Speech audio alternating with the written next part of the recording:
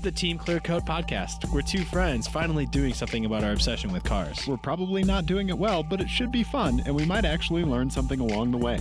I'm Dave. And I'm Ian, and this is our show. Ian? Hello, Dave. I'm very sleepy. I know you are. It's past the witching hour, which is 9:45 p.m. for me. 21:45, Ian. We are being ambitious right now. Yes, we are recording a separate episode. I'm Dave. I am Ian. And this is the Team ClearCoat podcast. We talk about cars, car culture, and car people and stuff. Oh, that's a good intro.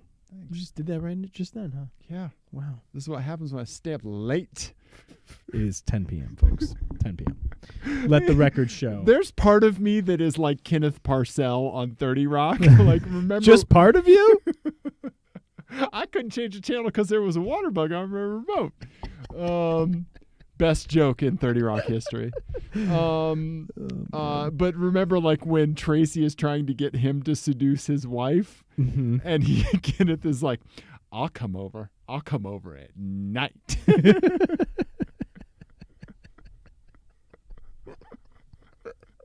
And then Tracy's wife, like, the next day, she's like, he opened the door, tried to kiss me on the mouth, and then threw up over the banister on our porch. Yeah. So, Ian? Yeah, I'm sorry. Why am I bringing you back into this? Because I keep now I'm stuck thinking about what percentage of you is Kenneth Parcell. A pretty high one. It's substantial, I would say. Right? This is kind of going to be a little bit of a hodgepodge show. This is one of those shows. Listen free. We've got, I'm drinking water. Watch out. You know those nights that you got to have something for dinner, but you got like one avocado, and one piece of bread, right, and a strawberry, right, and like some elbow macaroni, right, in a Ziploc that's not even like. Yeah, well, I guess we're gonna make this work. I don't know. yeah, and you haven't bought elbow macaroni in 6 years. Yeah, you peeled it off a child's project. Yeah. That's the kind of show you're in for tonight, folks. This camera angle is bugging the shit out of me. Well, fix it. Okay. Fix it. Oh, I'm going to make it crooked. Yeah, and there then you I'm going to go like that. There you go. Look at that. All right. Sure. Looking good, buddy. Not really. Let's start it out. Okay, what are we starting it out with? Let's start it out with a tweet that happened a little bit ago. Okay. It's going to be Saab related. Yeah. Because we've been really talking about the Saabs lately. Yeah, a gentleman named Talon Homer. Reading comprehension is also one of the things that start to slip away at 9:46 p.m. for Dave. Ian, it's 10:16. At Motorfriend, _friend on the Twitter machine. Had a brilliant tweet making fun of the, he was commenting on the whole Tesla referral codes. Yes. And the rewards program for all of that they have. Yes. And I saw his very clever tweet, and I was like, let me hop onto this rocket ship of a bandwagon. Let me hitch my wagon to this Tesla Roadster. Getting shot into space by a rich billionaire that calls people pedophiles. So sleepy. And I said, on a related note, we're part of the Saab. Well, we didn't even read his tweet. Oh, I said, okay, yeah. Use my referral code when purchasing your next Saturn vehicle. Hilarious. Already hilarious. And then I tried to glom on. Yeah, And said, Barnacle. On a related note, we're part of the Saab Rewards program, which is just free towing from the IKEA parking lot you broke down in. Now, as great as those tweets are, let's use them as a jumping off point. Dave, can you think of other rewards programs for older vehicles that we should have Yeah. Because honestly, this is a great idea. Right. That would be useful. Yes, it certainly would. I can think of, if there was some way that if IKEA stocked clutch cables for me, that'd be fantastic. Or even just a punch card. Exactly. If I had a punch card for, say, coil packs, Yep. that would be helpful. Right. to Right. me. Yeah. Yeah. So like, I'm thinking that if the one I thought of is if enough people use your Subaru Rewards program, what Subaru will do is they will come to your house and then with a giant belt sander and sand off anything that makes you unique so that you're just as bland as the car in the parking lot. That people can't tell you away from anything else. Yeah. They give all your friends face blindness. That would work for most Subaru vehicles, but for the WRX ones, obviously. Right. It's just like you get like when I turned 18, a really weird thing happened. I got a Gillette razor and shaving cream and like stuff like that in the mail from Gillette like when I turned 18. Yeah. I don't know how, and this was So it was like your selective service card right to fill out, and then like a razor. Yeah, a thing from Gillette. Like that was their marketing, right? And so were you shaving at 18? Yes, I was. I was like barely shaving at 18. Right? Yeah. You even. No, it happened. This fucking Wookiee over here. Yeah, hard and fast, right? Very quickly. Puberty wasn't really like a journey. It was more just a tennis racket hitting you in the back of the head in the middle of the night. At like 19 and a half years old. Yeah, I feel about the same. Like, I had a growth spurt, but then nothing else happened, and then it was like, and then all this stuff will happen later. Yeah, no. Like, okay. I grew after high school. Okay, all right. I was one of those weirdos. Yeah, I think I picked up about an inch after high school, and that was about it. Yeah. Anyway, so Gillette sent me this stuff in the mail, and I'm thinking with Subaru, like they just happen to know when you have become WRX adjacent, and they send you a vape accessories pack. Yeah. Right? Just a brim flattening device. Right? Yeah, like you bolt it to your hat and it just like steams it flat. Like a steam press in a dry cleaner. Yeah. Yeah, no, I think because like Tesla has all the different rewards that you can get, right? Depending on how many referral codes are used and whatever else you're doing. Yeah. It's like you can get special wheels for your car. Yeah. Only by referring people to Tesla and having them buy Teslas. Right. A fantastic like B story on an episode of Silicon Valley. Yeah.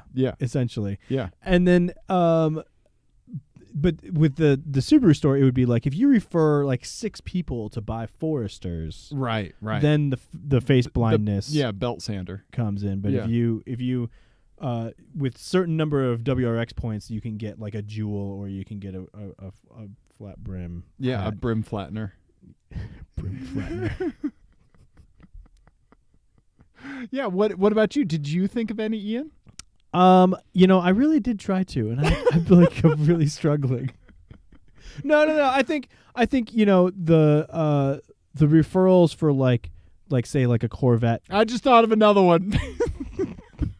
The referrals for a Corvette. The referrals for a Corvette are just Tommy Bahama gift cards. Yes. Yeah. What was yours? If you refer enough people to buy a Buick Enclave, then Buick sends you pleated pants with extra pleats and also even more chrome to bolt onto your car. You can get extra chrome. Yeah, so you'll just have like pleats on pleats on pleats and extra shiny. Yeah, no, you can get chrome trim for your chrome trim. Yes, and chrome pleats. Yeah, chrome and pleatception. Yeah, yeah. Chrome pleats. Yeah, Ian. What are we doing on this show? What are we doing? What other referrals can we think of, Ian? Come on. I think with my car, if I were to refer other people right to my car, right, like if I got 3 friends to buy another Mark IV R32, it would just be counseling. I was just going to say an intervention. Yeah. Yeah. It's finally the help that I need. That's how I earn it. I have to bring other people into my disease. Yeah. Why is this mental health awareness app showing up on my phone right now? Oh, it's connecting me to a physician. Yeah. Yeah. That's exactly right. Yeah. My phone just auto dials this crisis hotline. What could we do where if you had enough referral codes? No, I figured out what my car is. If I referred, let's say, so that's 3 people. If I referred 10 people to buy a Mark IV R32, all of the surface streets within like a 6-block radius get repaved very nicely around my house. There you go. I'm trying to think of what super smooth. Yeah. What would you have to refer people to for the manufacturer to rename all of the contacts in your phone penis? Hellcat. Yeah, It would be a Hellcat. Something super childish. Yeah, there you go. Because that car is nothing but it was just childishness. I saw a legit demon today. Oh, really? Yeah. Driving through a school zone, so it's going like, I think like when you have a demon and you drive through a school zone, you do like 10, even though you could do 25. Yeah. I think you just put it in neutral and push. Yeah, you creep extra. Yeah. Man. Yeah, right? I think you just reverse down the street. You just back away slowly and find an alternate route. Yeah. Yeah. Because if there was a cop running radar, goddamn, they'd have 70 radar guns pointed at you. I know. Right? I know. Yeah. That was fun. Okay. But we have other talkabouts. We do. We do. Should we do one of the listener? Yeah, so our buddy Joe sent us a MyEyes. He sent us a wonderful vehicle that he saw. He slid into our Insta DMs. Thank you, Joe. Let's see here. How does computers work, Ian? It's getting late, Ian. It is. It's getting late. There it is. This is something that he saw.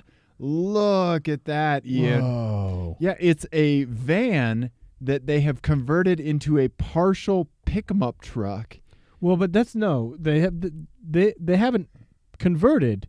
They have added onto. Yeah, they've either because I've seen vans converted into pickup trucks. Right, where they just chop off the top. Right. This is an addition. Is it an addition? Yeah. Yeah, or because this seems short right here. Oh, this seems maybe too you're short, right? Oh, no, you're right. Yeah. 'Cause that's the door. Right. And so they turned it into it looks like if you smacked the back of a van, like a cargo van, like from the top and the bottom just stayed in place. Yeah, it looks like they moved essentially the top of the C pillar into the B pillar. Yeah. Really interesting. Or I guess that'd be D to C pillar. Yeah. No, you're right. You're right. Yeah, who's got it at 10:27 p.m.? I know my C's and D's. Ridiculous. Yeah. That's fantastic, though. Yeah, thank you for sending that, Joe. Yeah. That's just the answer to a lot of problems. Like someone just had a list of problems. Right. And they're like, I need 4 vehicles. And then they were like, genius struck. And they were like, fuck that. No, I don't. I need one car. It's going to do it all. Yes, exactly. Yeah. That's brilliant. So you should follow him on Instagram, HRDCPY, hard copy, our buddy Joe. He's a great photographer and, all around nice guy. So, thank you, Joe, for sending that in. Should we do a listener FMK Cars? Let's do it. Okay. FMK Cars is a game that Dave and I play on the show. It's based on the classic game of Fuck, Marry, Kill, except we play it with cars instead of people because we're nice. But in this game, F means you drive it for a day. M means it's your new daily driver. K means you send it to the crusher immediately. Yes. So our buddy Matt slid into our Insta DMs and he said, "Hey guys, I'm currently at episode 150 something, and I'm trying to get caught up. No one should ever binge us, Ian. No. Don't do it. But here's my best attempt at an FMKCars. Hopefully you use it in time I get current. Thank you for always keeping me smiling awkwardly at work." Well, thank you. Yeah. Matt. Okay. So these are Z's with V's in CDs. That's the title. He thought of an awesome title. That is a good title. All right. So here, do you want to read this while I pull the cars up? Yeah. Okay. Okay. Yeah. So this is, Z's with V's in CDs. So what we have is 3 generations of Fairlady Z, Right. each 20 years apart. That's brilliant. Right? They all have a V8 engine swap contemporary to their year, because why not? As well as the obligatory album, also contemporary to the model year, forever stuck in the stereo, and you have to ride around with the artist for as long as you have the car. So what they're saying is, what Matt's saying is, you get a Z car, a Nissan Z car with a or Datsun, whatever, yeah, with a V8 that's contemporary, right, and an album that's from that year, and the artist. Yeah. I'm gonna amend this. I'm going to tweak it just slightly because I already see a problem. So I'm going to tweak it just slightly to say that you also get the artist in that year. Okay. The year that album was released. Not today's version of the artist. So like if it was Meatloaf, you're not dealing with today's Meatloaf. Right. You're dealing with Meatloaf back then, which was exactly the same Meatloaf, but just hadn't been in Fight Club yet. Yeah. Yeah. You could say his name is Robert Paulson. He'd be like, what the fuck are you talking what about? are you talking about? Yeah. Instead of I'm sick and tired of people telling me that. Exactly. Right. Okay. So what do we got? All right. So we'll go. This is a really good premise, Matt. This is really great. So we're going to go, I'm going to go in chronological order. Okay. 1974, Mm-hmm. 260Z. Right. 260. And you get the Y44. Okay. We're bad at engine codes, man. Yeah. We don't know what any of these I know one you of know them. one. I know Yeah. you know one of them. Yeah. Well, I know you don't know what the other ones. Well, I know you know. Yeah. Exactly. I think I know the second one though. Oh, okay. All right. So The YH44, which I'll look up really quick while Okay. you pull up pictures of 260Zs. And the musical component is you get ZZ Top and Trace Hombres. I don't know. I'm guessing you get all of ZZ Top, okay. or Maybe let's say are rotating. we'll get Yeah, you could have Frank Beard, yeah. the only one that doesn't have a beard. Yes, That's the only reason I know his name. right. Or the other 2 guys from ZZ Top Who have the beards? who have the beards. Do they still have the beards? Probably. Yeah, I think so. Okay. All right. So okay. So the next one, Okay. 1994, 300ZX. 300ZX. And in the Instagram conversation that I had with him, you and I have not talked about the 300Z much on the show at all. The 300Z? Yeah, No. we haven't, but like it was a pretty big car for me when I was growing up, Yeah. right? What about you? No, it absolutely was. I thought it was super cool that it had rear wheel steer. Yeah, right. Twin turbo. Yeah, I thought it was the coolest. I thought that and the 3000 GT were my 2 favorites of that era. Yeah. I mean, it kind of looks like a little Bugatti EB110. Yeah. Right? Yeah, it does a little bit. Yeah. By the way, I felt you want to say no to that at first. No. Yeah, No, yeah. absolutely. Okay. Especially in the headlights. Oh yeah. I just wanted to interject. So the Y44 was in the Nissan President. Oh, nice. Okay. Which is pretty cool. Cool. Okay. And that was actually replaced with the next one that we're gonna. Okay. With the next one. So the next one is the 94 300ZX. And that is gotta have a VH engine swap, which is the successor to this engine. Right.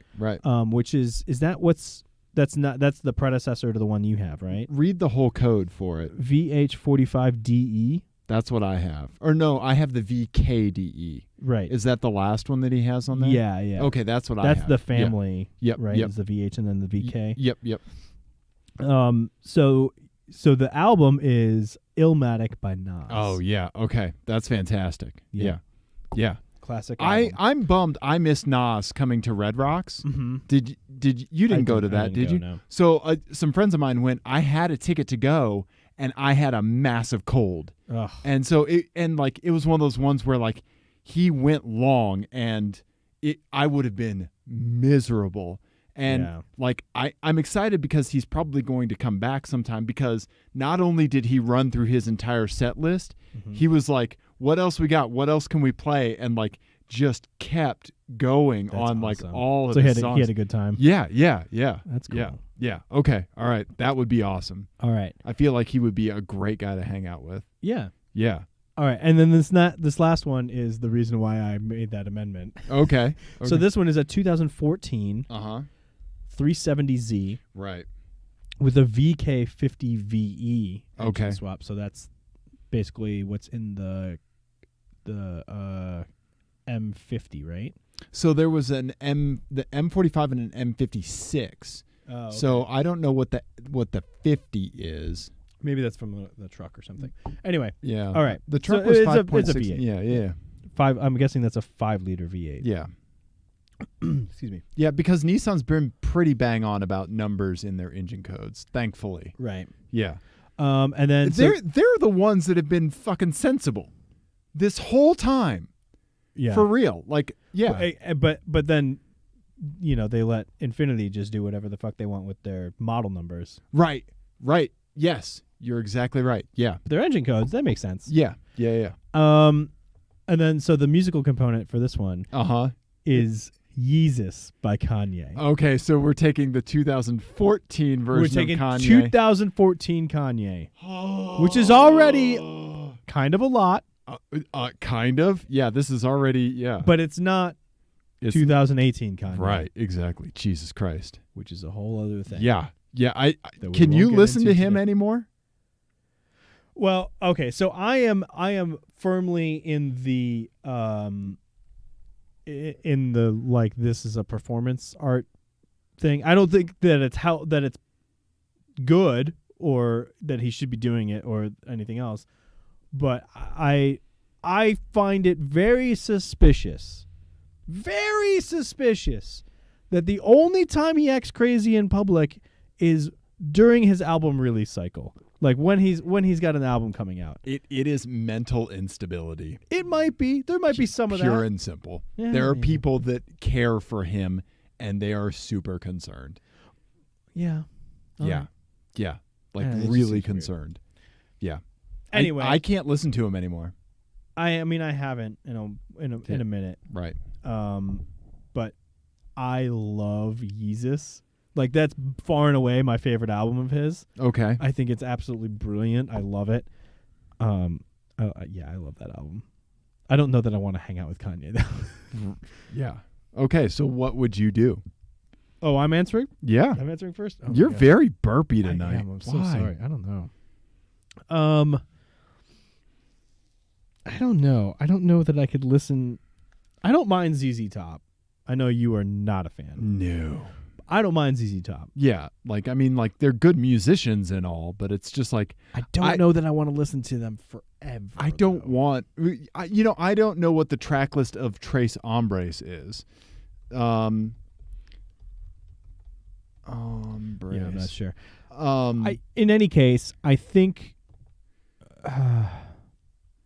track really listing tough. because like it would be like a lot of the reasons Lagrange on it. a lot of the reasons I don't like them is because they have stuff like legs, like right. Yeah, like like ugh. Yeah, it's just gross and objectifying. Yeah. All right, so this is a tough one for me. Okay. So here's my thing with because based on the cars, I think I'm more interested in driving for whatever reason the 300ZX and Right. the 260. Right. Then you are the 370. Yeah. Right. Here's my thing with Nas. Here's my struggle with Nas is that I appreciate how gifted he is, Right. but his music doesn't do that much for me. Oh, okay. Because like I know that I'm doing hip hop wrong, but like the lyrics and flow and all of that are like kind of secondary to me. They're not important, but they're just not what my ear catches first. Sure. So it's got to be production first, and his production is just kind of like right a vehicle for right, all those exactly. other things. It's a conduit, right. for lyricism, yeah. So I struggle with Nas. Sure. Enjoying it, not appreciating it. Right. Stuff. So I think I'm going to end up crushing the 300ZX. Okay.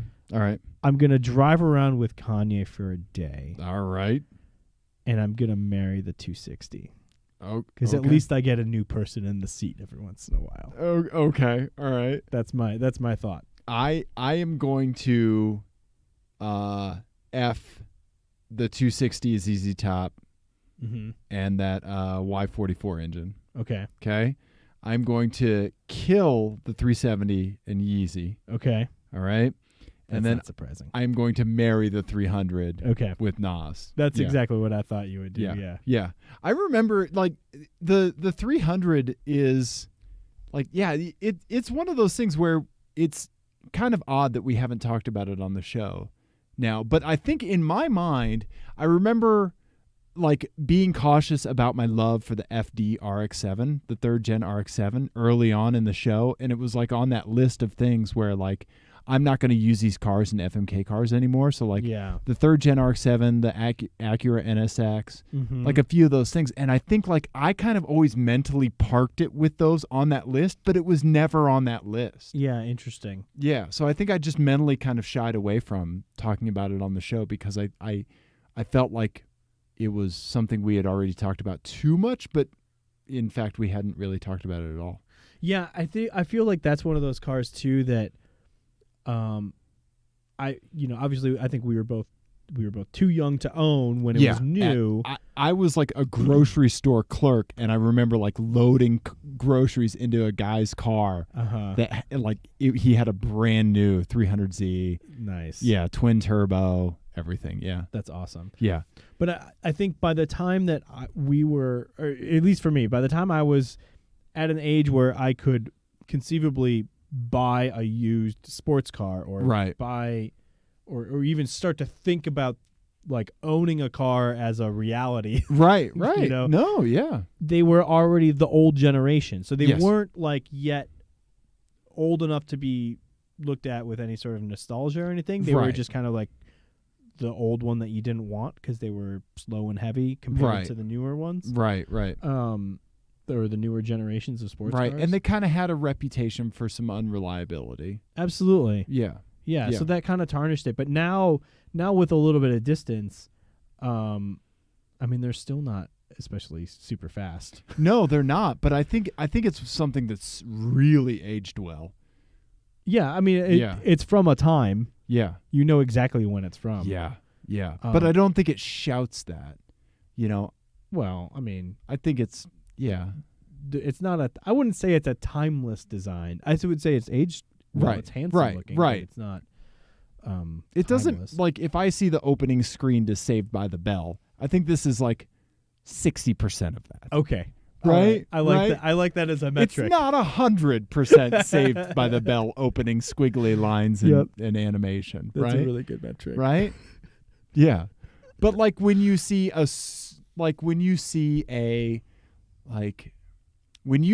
Geostorm, that is like 90% Saved by the Bell opening theme. Yeah. Right? No, that's good. Or any car in teal. Yeah. Right? Yeah. Absolutely. Yeah, especially if it's like kind of like teal but looks kind of like sponge paint, like like a pattern, like an accent. Yeah. Well, Matt, that was a great effort. Yeah. Thank you for sending that in. Yeah. I want to talk about what I did this week. Okay. Yeah.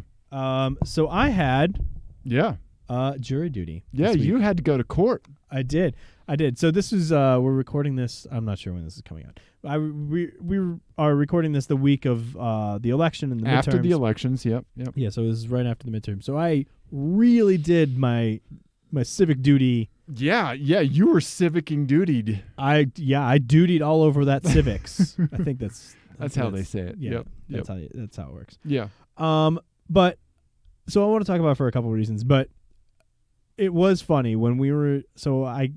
What happens is you get a summons. You get a jury duty summons for anyone who hasn't done it. Was it city, county, It was federal? county. Okay, county. All So right. you get a phone number and you say, okay, there's a phone recording the night before, and you call that. Yep. And they say if your number has a report or not.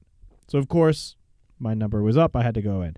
So I went in, and they do like an orientation. Yeah, and you're in a room. They show you the video. It's a big room. Yeah. They've got vending machines and Yeah, it's a big room, and you're expected to be there for a while. Yeah, they say all day. Yeah. So you're in this big room, and they're like, okay, we're gonna call batches of numbers. Yep. And of course, I was in the very first batch. No way. The very first batch. Have you served jury duty before? I have, and I got picked for the jury that time too. Oh my God. That was in You Oklahoma. got a jury duty face. You got a duty face. Something. I do. I think so. I don't know. Yeah. So I'm in a group of like 35 or 40 people. Wait. Hang on. Something that these attorneys and court people are sensing about you is that you might have an air of judgment about you. That man has opinions. Yeah, that's a stretch. Yeah, I don't know. But I would think that's not what they want. They want someone who's like a blank slate, right? Like that can be influenced. Then why do I keep getting passed up? I mean, I don't know. I've never served jury duty. Oh, really? Have you gotten summoned? I've gotten summoned a few times. You have to answer those? No, I'm just kidding. I've gotten summoned a few times. I had 2 instances where I showed up, and then they filled up the docket for the day, and they said, okay, anybody else that hasn't been called, free to go. Yeah. That was me. Then the last time I was there, they called my number, and they pulled, the like clutch. It was like maybe like, 20, 30 of us aside. And then in the hallway, before even going anywhere, they said, okay, the judge or the lawyer for your case has not shown up today. So this counts as your jury duty for the year. And the way that they do it in Colorado or Denver, at least, is that you will only get called in a calendar year. Yes. So that was it nice. I'm good for a year. Nice. Yeah. Well, so I got called in the very first batch. And then and they were there that day. And they were there. So it's like 35 or 40 people. Yeah. And and so like in Colorado they have varying sizes of juries. So it can be like 3, 6, or 12. Okay. I think. All right. I don't know. I haven't made it that far. So they like whittled. They had like a group of 14. Okay. From that group of 40, and of course I was in that group of 14 as okay. well. All right. And so we go in, and all 14 of us go into the jury box, and everyone else sits in the back of the thing, and then they do jury selection. Okay. And so basically all those other people are alternates in case you get hit by a bus. Something crazy goes on. Right. Well, no, just for jury selection. Oh, so okay. They asked a bunch of questions, and with the jury selection questions, you kind of get a sense of like what this is all about. What this is all about. Right. They're trying to figure out if you're going to be biased towards this specific case. So very quickly we figure out that it's a civil case. Okay. All right. And person versus person. Person versus person, and it is a personal injury case. Okay. So we're all super thrilled. Right. And then because these can get messy. Yeah, they can. Yeah. Oh, and they kind of did. Yeah. And then it becomes pretty apparent that this is about a car crash. Okay. And all I right. was like, aha. Podcast material. One, it's content. So worst case, I got content. Piping hot content. Second, I might be able to use this to get out of this. Okay. So they said, you have to state your hobby. So they do like the 14 of us had to go through and say like name, occupation, right. if you have kids, that sure, sort of stuff. Sure. And like what hobbies you have. Right. And so I said that I race cars as a hobby because I'm thinking like either they don't want someone who's seen a bunch of car crashes. Right. Or they don't want someone with opinions about proper driving. Okay. Yep. Turns out neither side thought anything about that. That just went in one ear and out the other completely. Like car racing. Just didn't care about it. Those are bad lawyers. They said I did also say that I raced cars and I collected records, and the plaintiff said to me afterwards, because you get to talk to them after. Sure. Was like, that was why I picked you, because that's an old school thing, and that made me think that you had an open mind. Okay. So, point of, if you're trying not to get picked. Don't say that. The other thing was, the guy next to me started talking about his friend in college who had like chronic pain from a car crash. Okay. In college or whatever. And so, like, of course, the defense was like, nope, hard nope. Yep. So sitting there, I was like, man, I've got to. And then there was a lady on the end who talked for like, she grabbed the mic for like every question. I was like, man, I am getting picked for this. Okay. And I did. Okay. So it was 3 days. Okay. 3 full days. Oof. And it was crazy. It was just such a colossal waste of time and money. Okay. For everyone involved. So they were asking for medical expenses and pain and suffering and all of this stuff, and then like continuing care for like the rest of this woman's life, and for a variety of reasons. And we all on the jury came to the same conclusion. We ended up awarding her like just under $1,500. Okay. All right. Which was not what they were looking for. Right.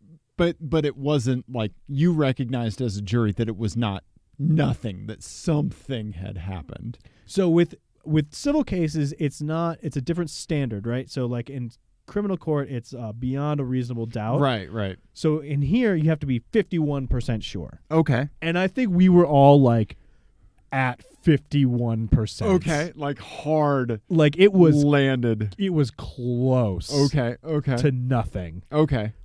Well, we like squeaked it through. Okay. Gotcha. Or like they squeaked it through. Right. I mean, just barely. Right. But I did want to talk about the car crash itself, because it was really funny to me. Okay. So the way that we got introduced to it was, so we kind of got the details of the crash itself and drips and drabs, because the crash itself, like the defendant had already admitted guilt and said it was my fault, and all of the car stuff had already kind of been taken care of. Gotcha. And it was this post. Yeah. Gotcha. The messy stuff afterwards. Right. So we got it in drips and drabs. So basically what we came to figure out was that it was snowy. Okay. 2 Subaru Foresters. 4 years ago. This was 2014. Okay. All right. And so the plaintiff was like sitting in a Toyota Highlander. That's what popped me. That's what popped me and Boo and Dusty Rusty. Funny. Yeah. Toyota Highlander. Just sitting in the left-hand turn lane. Okay. All right. Sitting there. Right. Stationary. Right. Yeah. And then the person who caused the accident, let me see if I can get this, was coming like on the road that she was about to turn left onto. Sure. Was coming from that direction and was going to turn right, and then just understeered and just like blonk. Right. In a Toyota RAV4. You're so close. In a Volkswagen Tiguan. It's Colorado. I know. It's crossover on crossover crime. Well, and what was funny was that, so the way that we got familiar, because we didn't see anything or hear anything about the accident really until like day 2. Okay. We got details. So what happened was the plaintiff was on the stand and was asked to describe the damage pictures from her car. Oh, okay. And the way she described it, like, it sounded like the car had been dropped from like the Empire State Building. Okay. All right. And so then you see it. Right. Then they put the pictures up, and we were all kind of like, is that the car? We were looking at the same picture that right described, because there was like the fog light housing was cracked, the bumper had popped out, on just the one side. The fender was very dented, just right over the driver's side wheel, as you would imagine, and then the driver's side wheel was like this okay. So like they had broken suspension. They made a big point of like saying there was $5,600 worth of damage, and I was like, yeah, you break your suspension. That's what happens. Or bumper and paint. There's $2,000 right there. Right. Yeah. And that's why, like, we went back in the jury room, and I was like, $5,600 is nothing. Right. Yeah. You know? Yeah. That's easy. Yeah. And it was a new car. You know? Yeah. So, of course. Yeah. But yeah, it was pretty obvious that it was a pretty low speed impact. Right. But you could tell from like where it hit, because like I know how high a Toyota Highlander is. Right. So like I already knew like, oh, she wasn't in like a tiny car. She was in at least the same size ish car, because you could see where the dent was. Right. But it was just really funny to me because both the witnesses kept like misusing car terms. Oh, yeah. And I would just like fixate on it and be like, that's not what that means. You're doing that wrong. You're just seeing red in the jury box. Right. Like the plaintiff kept talking about the sidewall of the body of her car. That's not a thing. Right. Yeah. And she meant fender. Right. But, the sidewall is dented. And I was just like, no, this is your tire, lady. Yeah. Okay. All right. Yeah. The tire still had air in it, too. Oh, yeah. So you could not have hit that hard. Right. It was pretty obvious that it was a pretty low speed impact. Right. But the moral of the story to me is do not get involved in a personal injury lawsuit in any way, shape, or form. It is just it's a lottery ticket for the lawyers. That's all it is. Okay. It's an expensive lottery ticket. And we talked to the judge afterwards, and he was like, it's so often, verdicts just like yours, where like no one's happy. Okay. And just, right. Everybody leaves disappointed and with less money except for the lawyers. Yeah. Well, and even the plaintiff's lawyers are going to get like $300. Okay. For their 40 hours of work. Okay. Yeah. Which is a lot less than they should normally get. Oh. It was pretty crazy. And the really horrible thing to me was like how bad it seemed for the plaintiff. Okay. Like, she had to. They went into like her whole health history. Okay. And that was part of their reasoning, was her health history because there was like a large period of time where she didn't seek care for her supposed injuries from this accident. Sure. And so they used her health problems to explain that, and she like had to have other people in like talking about her like her dramatic weight gain and her lack of libido, and like, dear God, all of this is now public record. Oh my God. Like, why would you do that to yourself? Right. What, like, how much money have these people promised you that you think this is worth it? Right. Yeah, is this somebody getting duped into like ratcheting up the victim? It must be, because like right. all I could think of was the amount of money I would pay to not have multiple people talk about me and your libido or anything on the public record. Like, right. Because now those are, anybody can just go to the courthouse and pull those documents and find out about, old lady's libido. It's bizarre. Yeah. Just the whole thing. Yeah. Why would you do any of it? Right. Didn't make any sense to me. That's too bad. Yeah. But I got to be the jury for him, and that was fun. Yeah. I think that when some people see something wrong with a car, right? I think I don't know what it is, but I have seen this before, where if it's something that's like just a touch wrong, it's like, oh, well, that's fucked up. Yeah. Like, oh, that's going to be $1 billion. When it's like you're not recognizing it for like the part that it is. Right. Like, worst case scenario, like if you get a dented hood, like it's not your entire car. Like, right. It's just a hood. But I think a lot of people see it as that monolithic hole. And if it's messed up from it, like if it deviates from like how it came out of the factory, then like scrap the whole thing. Yeah. Well, and I was trying to explain before we saw the pictures, it was funny because I was talking to them like how like because the defense had brought up the specter of the pictures in their opening statements, and so the speculation was that they weren't going to be dramatic. Sure. And I was like, I've seen a bunch of car accidents. Yeah. Obviously, you ever go on wreckedexotics.com? Yes. Yeah. But like I was trying to explain that like looking at a car accident isn't usually all that can sometimes be deceiving, Right. as far Yeah. as injuries are concerned, because Yeah. if there's pieces everywhere, that means the body absorbed the impact. Right. It did what it's supposed yeah, to. it dissipated the Right. energy. It's those ones where you see a car get cut in half by a foam pole. right. Right. That it's like, oh shit. Where it's I like know, clean yeah, break. Yeah, Yeah. I know that was bad. Mhm. Right. But anything else, Yeah. like, yeah.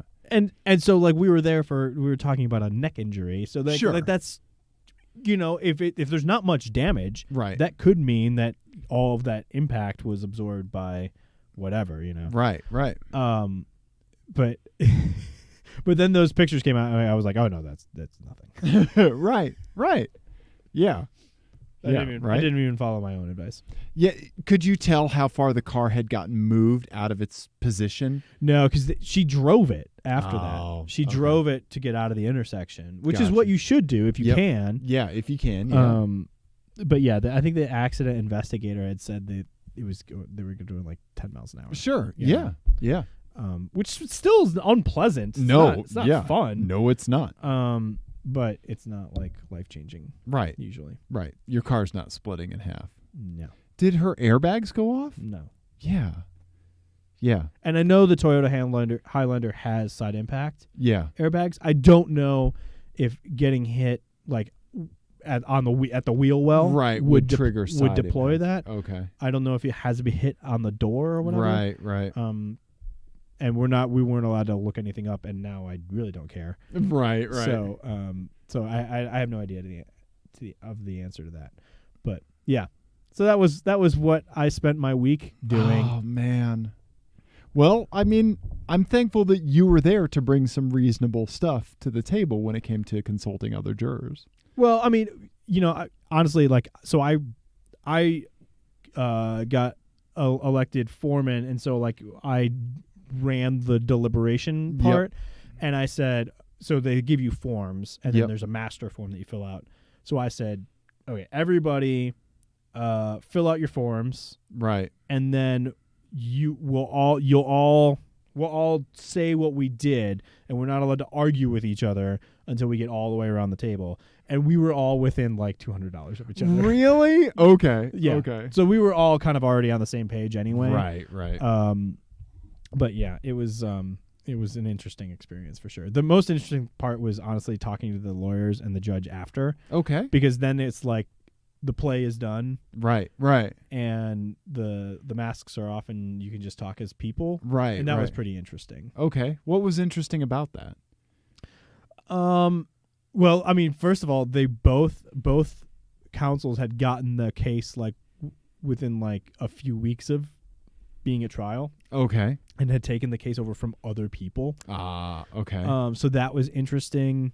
And then they were surprised at some of our reasoning, like, so there's like economic damages and non-economic damages. Okay. And so like there was a physical therapy thing, and so we awarded the cost of the physical therapy. Sure. And then so that's economic. And then non-economic, we awarded like, because she had kids, like 2 hours of childcare for each one of those appointments, and like her gas, like back and forth. And so like we spent a lot of time on like that, and it was like small. It was like $400. Right. But like we had like, math that we did for all of that, and they were like, "What? Why?" They just didn't understand. Because other juries would just like throw a number out. Yeah, it was just like throw something out. Okay. But no, we like calculated. We used like mileage. Okay. Like federal mileage standard. Okay. To like figure out. Yeah, the 54.5 cents or whatever a mile. Mm-hmm. Yeah. Okay. I think we used a little bit less because it was a few years ago. Okay. Even. Yeah. We just estimated. Right.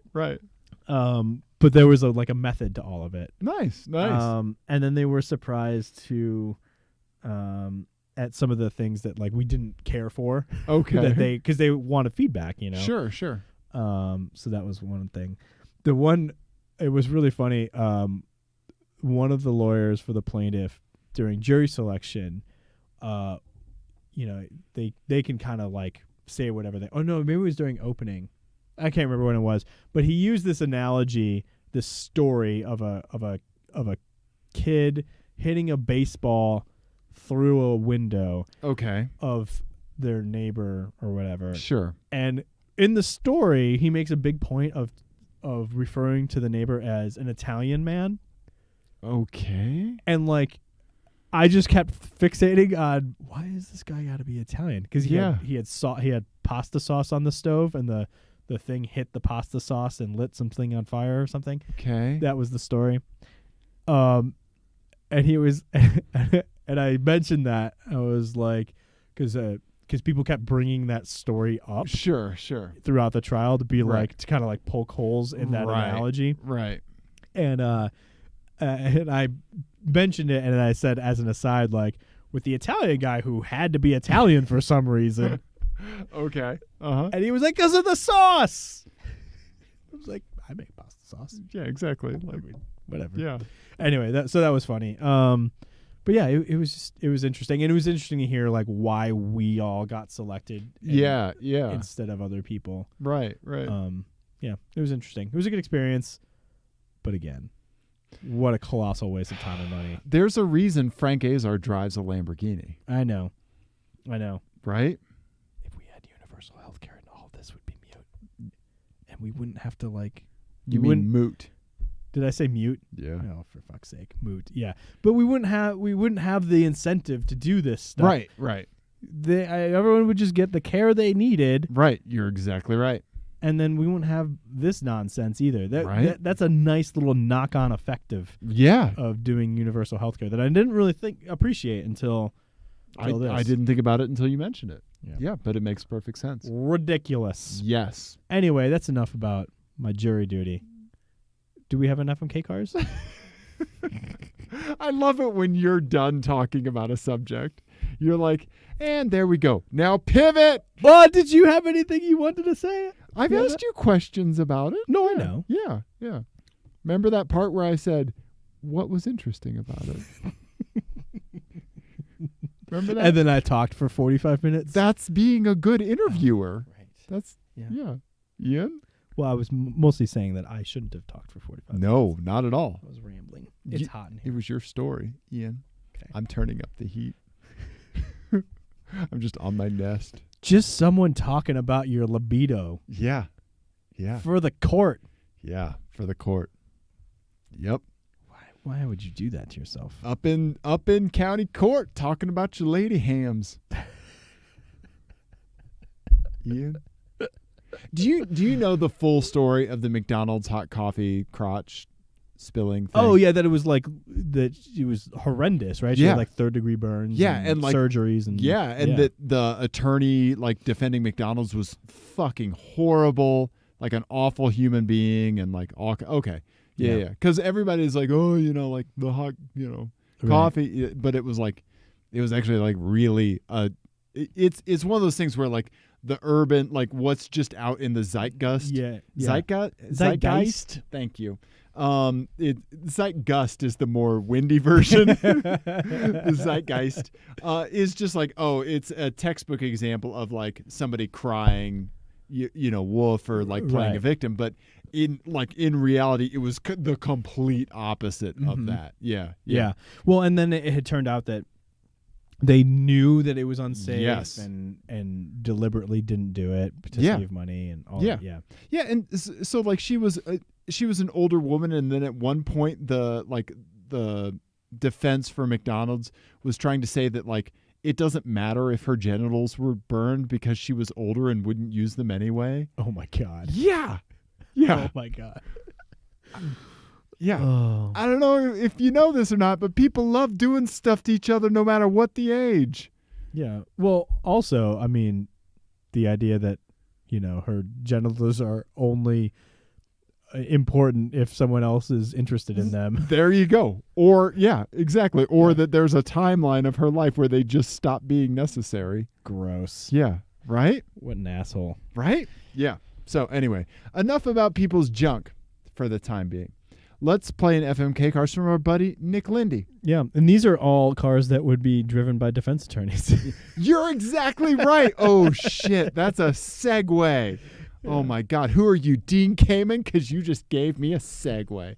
Here, you read it. I'll do the pictures. Or plaintiff's attorneys. Yeah. All right.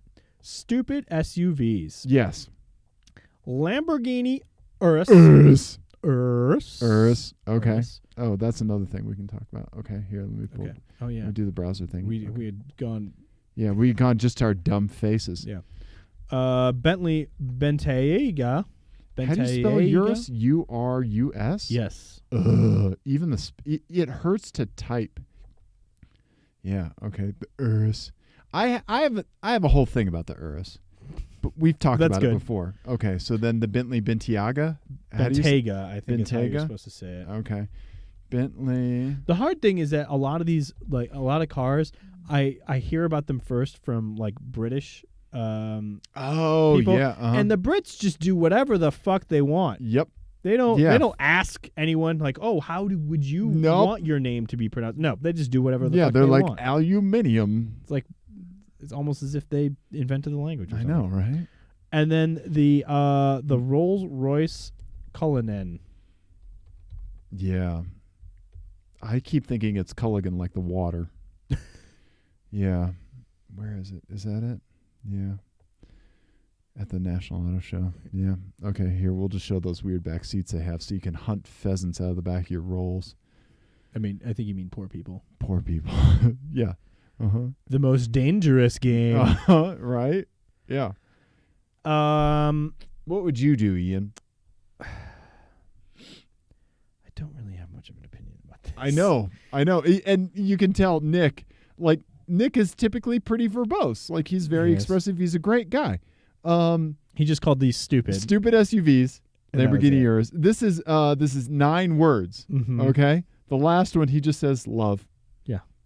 We love you too, Nick. It's 9 words. Yeah. Yeah, I 9 think words I would FMKCars. marry the Rolls Royce. Okay.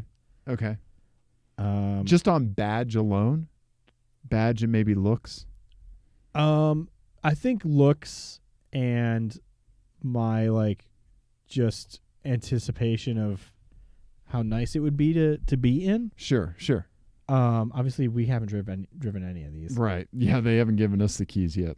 I think I would crush the Lamborghini Okay. All right. and I would drive the Bentley for it. For a day? Okay. I'm not super interested in high performance SUVs. Right. I do think that there is a fun thing with the high performance SUVs where it's like it is a spectacle for that quantity of material to travel at speed, Yes. right? So there's some hilarity, but I think that would wear off. Yeah, I Right. wouldn't want to live with one. Right. I don't think. The one I see the most kicking around Denver is the Bentley.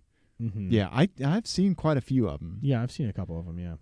I think I would kill the Urus because it hurts to say the name. And also, the whole thing about it, in my opinion, is that it's not crazy enough. Like, Yeah. it's like Lamborghinis are insane. This needs to be like a rear engine 2-seater SUV. Right. It looks like somebody it looks like Mansory Yeah. got a hold of a Nissan Rogue. Yeah. Or like a Porsche, Cayman, yeah. yeah, Cayenne. Yeah. Yeah, Cayenne. Right? I- It might be on the same platform. It as might the be on the Cayenne. same platform as a Cayenne. We're too lazy to look. Yeah. But okay, so so then that means for a day, I'm going to marry the Rolls, F the Bentley, kill the Urus. So we're doing the same thing. Yes. So I wanted to pull this up because I saw something that Jalopnik posted within the last couple days, right? Okay. It's a Suzuki. Oh, yeah. Right, the concept car. Yes. It's like an XT. I think it's happening. This was like a 1990s concept. Oh. Yeah. Because the Suzuki, the new Suzuki is coming. Okay. Let's see if we can find it. Yeah. Yeah, the RT1 concept. Okay, it was a Yes. mid-engine 4-wheel drive off-road sports car. This is more of a Lamborghini than the Urus is. Oh, interesting. Yeah, you're right. That is a bonkers, crazy little off-road car. Yeah. That is more Lamborghini than the Urus. Lamborghinis are insane. They're supposed to be crazy. Yeah. They're I not agree. supposed to blend in. I agree. Yeah, I don't know. You're completely right. Yeah, I don't know. I want It's like those, like people wear those T-shirts, like keep Austin weird, you know, like keep Lamborghini batshit crazy, insane, and catching fire. Yeah. Yeah. I completely agree with you. I'm very passionate that Lamborghini isn't weird enough. Yeah, I don't know. I just want. Do you think that's extended to their cars? Do you think their cars aren't weird enough? Yeah. Okay. Yeah, I want one to come by and just all of a sudden I have a gold medallion on and I don't know why. Right? Yeah. And then like I want one should drive by and like 20 minutes later you just find cocaine in your pocket. Right. Like not a lot. But like you kind of know that there was a little bit more. Not a lot. A while ago. Not a lot. Right? Oh my God. What? It's really funny. Ian? Yeah.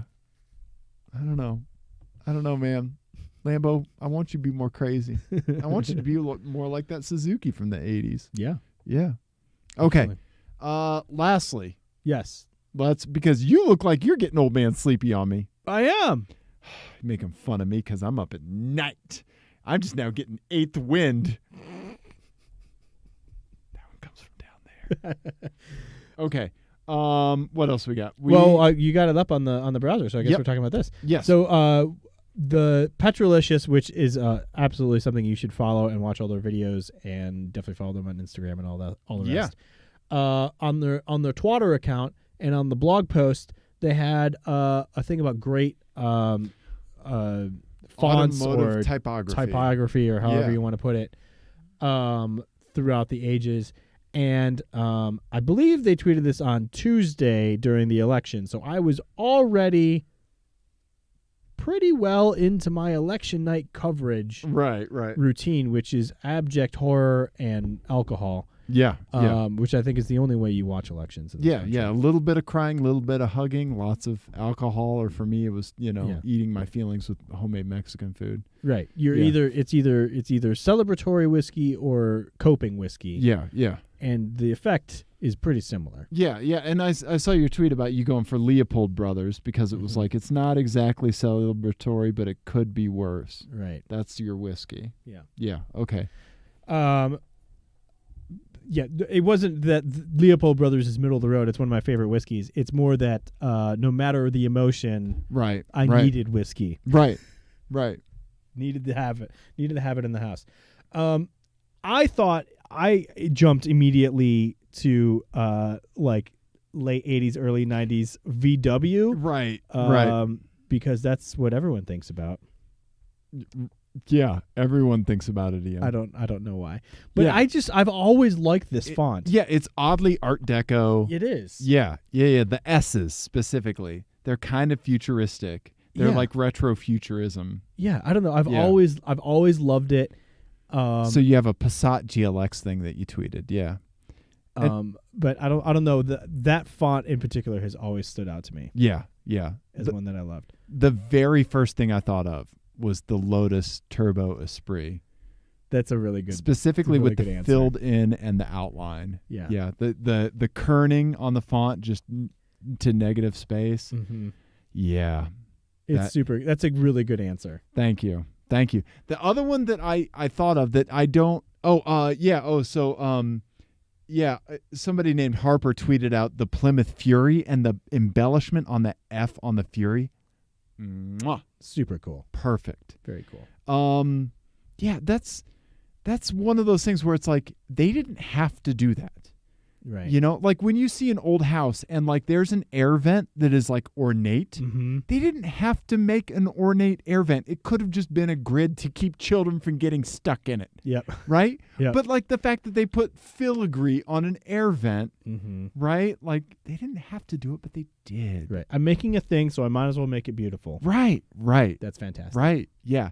The other font that I thought of that kind of sticks in my head is how oddly close the older Ford, like what is it? Like maybe the 1970s Ford F-150.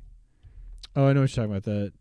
I think I know what you're talking about. Right. Like the old F-100 trucks. Yeah, F-100. Maybe emblem logo. Let's see if we can find it. Yeah. No, it's not that. Maybe it's an 80s. Maybe it's a 1980 or F-150. But it is oddly close to the font that they use for the TV show Archer. Yeah, let me see if I can find it. Yeah. Dun, dun, dun, dun, dun. No. I have no idea. Because they have a variation of it now. Yeah, I'm sorry. But I've seen that before, and I've seen like the Archer font, which I can't remember what the name of it is. TV. Yeah, TV. Let's put on here. Yeah, there we go. Yeah, so it almost looks like that with like the thicker top of the letters. Yeah. So it almost kind of looks like that. Yeah. Yeah. I don't know. For some reason I always think about kind of just ones that are strange more than ones that are beautiful. Sure. Are the ones that like stick out to me like yeah. Like that Volkswagen one. Right. But yeah, especially if they seem out of place for the time. Yes. Right, because I think that Volkswagen kind of blends sometimes, right? Yes, yeah, absolutely. Yeah, because nobody was doing. It wasn't like Art Deco was having a moment, right, in the early '90s. It just right, wasn't. Right. No, it wasn't. Yeah. So yeah, that's why I always loved that one. I'm always big on kerning. Like I always pay attention to the space between the letters on a font, and so like Lotus is known for spacing out the lettering. Range Rover, Jaguar. And a lot of other brands have picked that up because it's like that kind of consumption of space is seen as luxury. Yeah. Right? Yeah. Let's see. What else do I like? I mean, obviously the Alpha Giulia has 14 fonts in it? Yeah, 14 different fonts. 2 of them crooked, 1 of them all caps, except for the letter. Except they put a lowercase letter L and a capital I in. Yeah, let's see. Normally I can go kind of deep on this. Yeah, I don't know. I just really like typography in cars. Yeah. Yeah, I agree with you. That should have been a larger discussion on Twitter. I'm kind of disappointed they didn't get more interaction on that. Yeah, right. So if you can think of other examples that you like, let us know. Yeah. And tag Petrolicious. Yeah. You should do that. Did their webpage? Oh yeah, the Barracuda, the F-100 Ford.